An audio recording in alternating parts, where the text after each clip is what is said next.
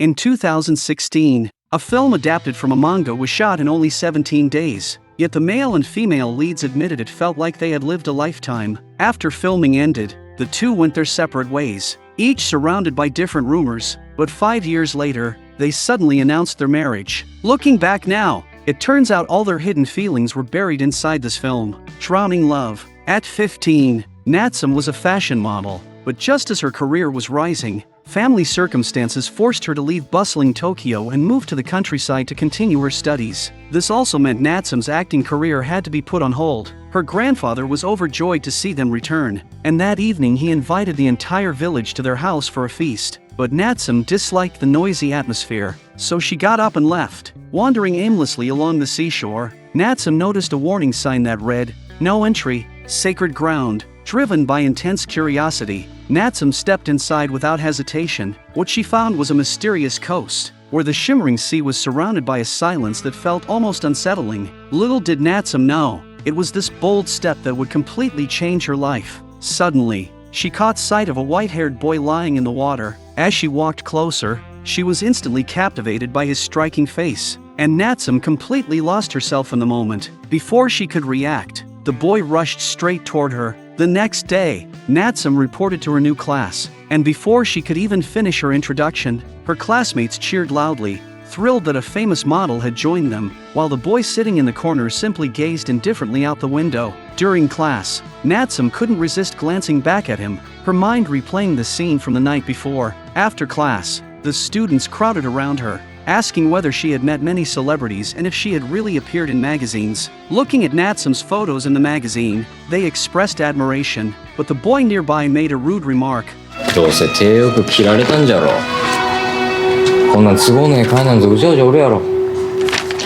In response to his mockery, Natsume boldly revealed that yesterday Koichiro Hasegawa had entered the forbidden area, and the whole class erupted in shock. Because according to local legend, gods resided in that part of the sea, and anyone trespassing would be cursed. The classmates warned Koichiro Hasegawa to be careful, but he remained completely unconcerned. Even after hearing the rumors, Natsume still went to the forbidden area after school to find Koichiro Hasegawa. He took her to the rocks, where they looked out at the breathtaking seascape. To get back at Natsume, Koichiro Hasegawa suddenly pulled her into the water, and in an instant the icy seawater drenched them both. 海も山も俺は好きに遊んでええんじゃ。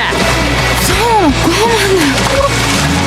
この町のもんは全部俺の好きにしてええんじゃ。 This reckless side of him seemed to awaken Natsume's restless heart, and she began to enjoy being around him. But the next day, Koichiro Hasegawa didn't show up to class, and seeing his empty seat left Natsume feeling disappointed. After class, she learned from Kana that Koichiro Hasegawa was the sole heir of the Furukawa family, destined to protect the land for generations. So as the son of the gods, he lived with complete freedom. This identity made Natsume even more curious about him. When she returned home, Natsume received a package containing a photo book shot by the famous photographer Shogo Hirono, who wanted to photograph her next. Natsume knew his work was often provocative, so she hesitated, and when she told Koichiro Hasegawa about it, he still looked indifferent. Longing for his attention, Natsume decided to accept the offer to prove herself. The next day, during the shoot in the forest, a stone suddenly flew from afar and struck the photographer on the forehead. ここはうちのもんじゃ。お前らこそ何やっちょる。あれも俺のもんじゃ。 Afterward, Koichiro Hasegawa turned away and left. For some reason, Natsume abandoned the shoot and ran after him without a second thought. The boy and girl chased each other through the shade of the trees, but soon Natsume collapsed to the ground, her chest rising and falling heavily. The photographer arrived just then and saw her lying there, and in his eyes, this mix of innocence and allure was rare, so he hurried to capture the moment. But Natsume covered her face, unsure if her actions would ever gain Koichiro Hasegawa's approval. One day after school, Natsume called out to him, telling him the photo shoot was finished, and then she ran out of the school. Maybe in the boy's heart, that youthful affection was expressed through teasing. They splashed around in the stream together, and Natsume achieved her goal of sparking Koichiro Hasegawa's interest. She handed him the completed photo book, and this time, Koichiro Hasegawa was captivated by her images, turning page after page with fascination. Seeing him so absorbed, Natsume could no longer hide her feelings and confessed, saying she had posed for the book only to get his attention, because from the very first moment she saw him, She had already fallen, but despite her careful efforts to get closer, all she ever received was his repeated indifference. As she spoke, Natsume's tears began to fall. Koichiro Hasegawa listened silently, then pulled a soda can from his bag and tossed it to her. When she opened it, the fizz burst out. あれそれで走ったからじゃん。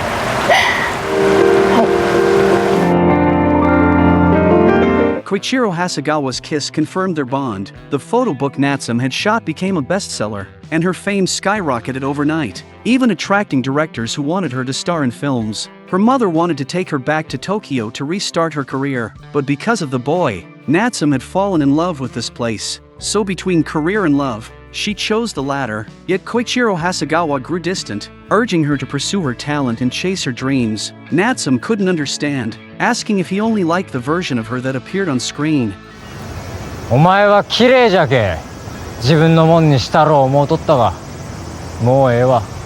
He took off her bracelet and placed his own on her wrist as a charm of protection. Seeing this, Natsume placed hers on his hand as well. And so, by the witness of the sea, the two exchanged bracelets. After that, they cherished every moment together. On the day of the fire festival, Natsume dressed up beautifully, but her sash came loose. Though Koichiro Hasegawa looked annoyed, his hands carefully tied it back for her. Natsume complained about his coldness and turned to leave, but he saw through her feelings and held her hand tightly. Unknowingly, he stirred her heart once more. That night was the annual fire festival, and as the son of the gods, Koichiro Hasegawa raised the torch to perform the sacred fire ritual. Surrounded by a massive crowd, Natsume pushed through the crowd with all her strength, just to catch a glimpse of the white-haired boy she loved. But at that moment, a man broke the calm and told her anxiously that her grandfather was being treated at the hospital. Before Natsume could react, he pulled her away. From a distance, Koichiro Hasegawa noticed everything, but unable to leave the unfinished ritual,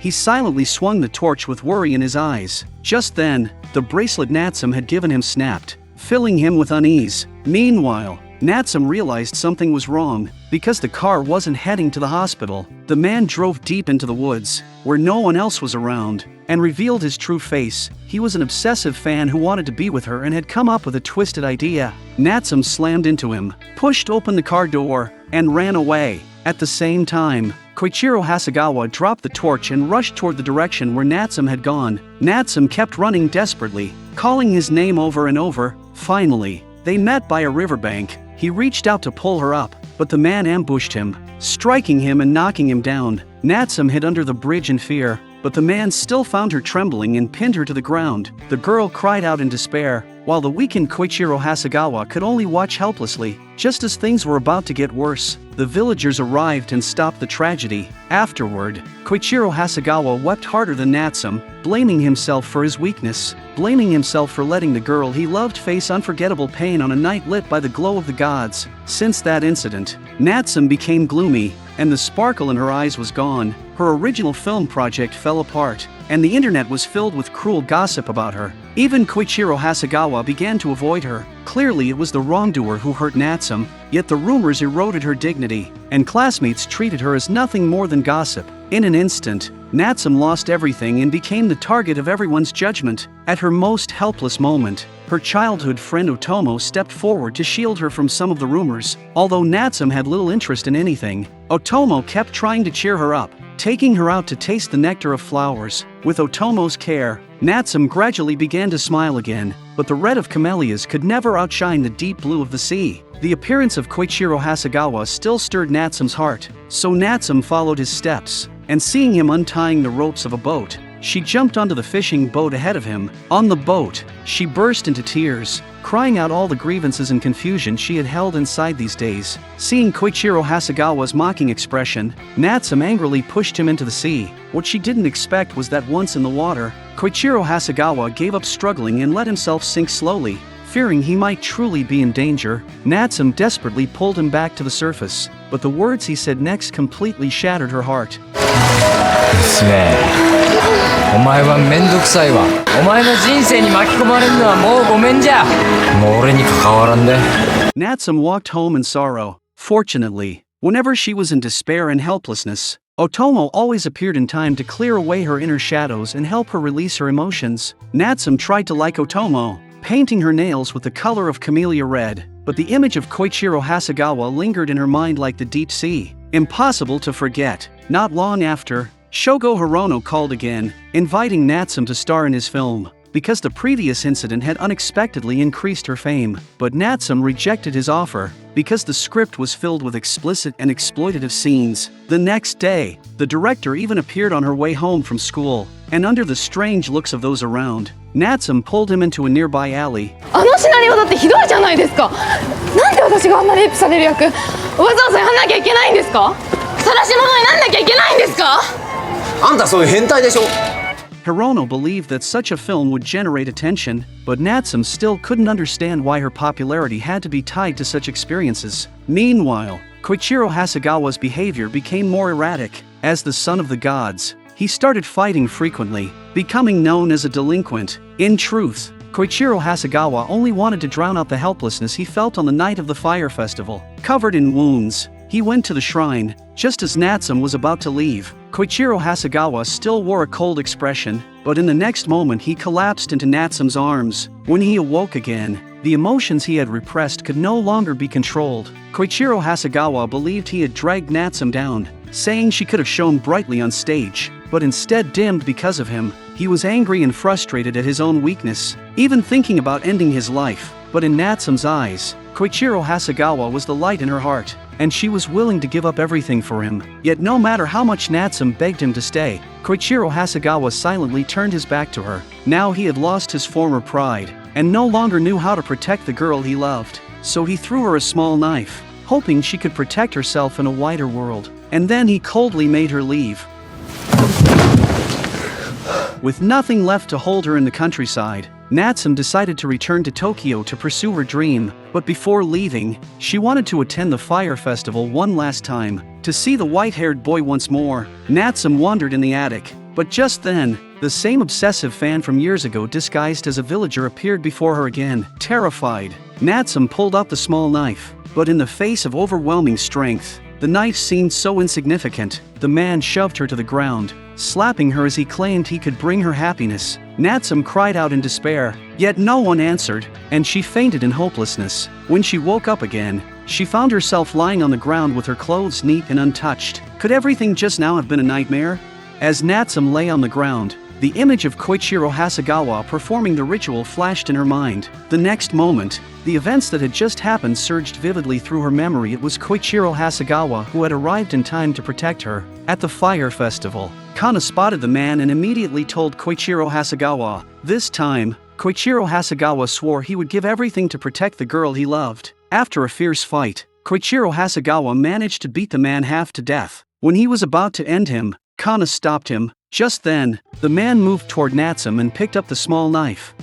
僕がここで死んだら明日の新聞につみちゃんと一緒に並ぶんで一生消えない影になるんで夏美ちゃんの世の赤い人生は To prevent any shadow from haunting Natsume's future, Koichiro Hasegawa erased all traces at the scene, even erasing himself. And this meant the two could never meet again. Otherwise all the troubles would resurface. In the end, Natsume won Best Actress, her whole being glowing with light. As she watched the clips of her award-winning film replay at the ceremony, the scenes looked exactly like her memories at 15. In a trance, the boy on the motorcycle transformed into the godlike protector Koichiro Hasegawa. 母ちゃん。おう夏目。 Because of you, I have the strength to keep moving forward. The two shouted freely, just as they had when they first came together. Here the story ends. Many who watched this film may complain it was confusing, or criticize the story as dull, but this is the truest shape of youth. In fact, the film's title, Drowning Love, had already told us, a small knife is still a knife. Even against the current its edge will not dull. Both of them were dazzling, one the arrogant son of a god, the other a Tokyo girl, and their very existence denied mediocrity. Adults love to shackle youth with rules, forgetting that a teenager's love and hate never need logic. Two celebrated youths began to clash, began to save each other. In my eyes, youth is meant to be this extreme all or nothing. Koichiro Hasegawa was always above, looking down, while Natsume kept chasing from below. Love made them insecure, so their stubborn actions always seemed so awkward, until the shattering scene destroyed all illusions. The god failed to protect his follower, and everything was covered in gray. But light will always return. The first time darkness may touch you easily, the second time it will no longer be so easy. The godlike boy used his own strength to tear apart the darkness, and in that instant, light poured down. 5 years later, the marriage news of Nana Komatsu and Masaki Suda completed the perfect ending the film had left unfinished. This in turn reflects the depth of the film. The meaning of youth was never about happily ever after, but about allowing yourself to lose control, allowing love to be flawed, allowing gods to fall, and allowing the knife to rust slowly in the sea. Just as Natsume said in the end, back then, we simply needed each other, and that was enough. Hidden in that line is the kind of relief only those who have lived through it can understand. What we miss in the end is never just a person, but the version of ourselves who once bet everything on a single flash of light.